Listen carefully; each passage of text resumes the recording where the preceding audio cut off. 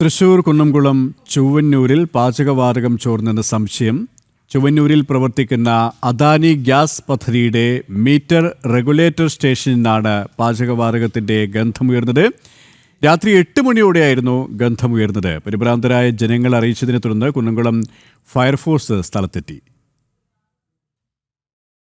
ഈ chemical കോമ്പൗണ്ടിന്റെ complications എന്തൊക്കെയാന്ന് വെച്ച് കഴിഞ്ഞാൽ ഡെഫിനറ്റ്ലി സാച്ചുറേഷൻ ഇഷ്യൂ ഉണ്ടാവും.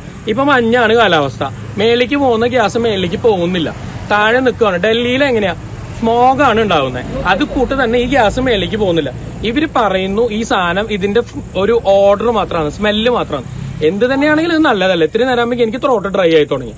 സ്ഥിരമുള്ള ആൾക്കാർക്ക് അത് കുറേശ്ശെ അതിനെ അഡോപ്റ്റ് ചെയ്യും. പയ്യെ ഇതിന്റെ ഉള്ളിലുള്ള ലങ്സ് അങ്ങോട്ട് പോയി കിട്ടും. ഹാർട്ട് പേഷ്യൻസിന് എന്തായാലും ഏറ്റവും കുറഞ്ഞത് 3 മാസത്തിന്റെ 6 മാസത്തിന്റെ ഇടയ്ക്ക് ബുദ്ധിമുട്ട് കാണിച്ചു തുടങ്ങും. സിവിയർ ആയിട്ടുള്ള സാധനം 11 മണിക്ക് വിവരങ്ങളുമായി സാനു കെ സജീവിച്ചിരിക്കുകയാണ്. സാനു, എന്താണ് സംഭവിച്ചത്? നിലവിലെ സാഹചര്യം എന്താണ്?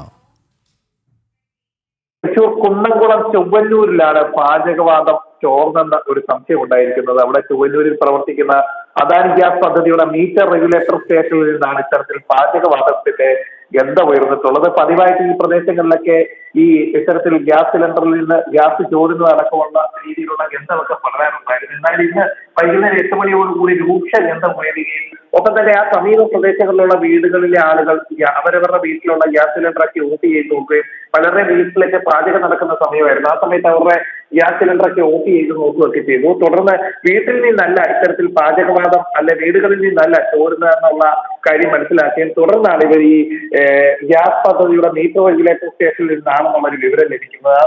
നമുക്ക് ആ ദൃശ്യങ്ങളിലും ഒപ്പം തന്നെ അവരുടെ സന്ദേശങ്ങളിൽ നിന്നൊക്കെ മനസ്സിലാകും ഈ മഞ്ഞുള്ള സമയത്ത് ഈ ഗ്യാസ് പുറത്തേക്ക് പോകുന്നില്ല, അന്തരീക്ഷത്തിലേക്ക് പോകാതെ താഴെത്തട്ടിൽ കെട്ടി നിൽക്കുന്നതാണ് ഇത്തരത്തിൽ രൂക്ഷ ഗന്ധത്തിന് വഴിയൊരുക്കുന്നതെന്നാണ് നാട്ടുകാർ പറയുന്നത്. എന്തായാലും വലിയ ആശങ്കയിലാണ് അവിടെയുള്ള ജനങ്ങൾ. ഒപ്പം തന്നെ സ്ഥലത്ത് ഫയർഫോഴ്സ് എത്തി ആ പ്രദേശത്തെ വൈദ്യുതി ബന്ധം അടക്കം വിച്ഛേദിച്ചിട്ടുണ്ട്. ഇത്തരത്തിൽ തുടർച്ചയായിട്ട് എങ്ങനെയാണ് ഗ്യാസ് ചോരുന്നതെന്ന് അടക്കമുള്ള കാര്യങ്ങൾ ഈ അഗ്നിരക്ഷാസേന എത്തി ഈ പദ്ധതി പ്രദേശത്തെ ആളുകളോട് ചോദിച്ച് മനസ്സിലാക്കുന്നുണ്ട്. എന്തായാലും ആശങ്കപ്പെടുന്ന സാഹചര്യമില്ല എന്നാണ് അഗ്നിരക്ഷാസേനയുടെ ഭാഗത്തു നിന്നും ഒപ്പം തന്നെ അദാനി ഗ്യാസ് പദ്ധതിയുടെ ഭാഗമായിട്ടുള്ള ഉദ്യോഗസ്ഥരുടെ ഭാഗത്തു നിന്നും അറിയാൻ സാധിക്കുന്നു.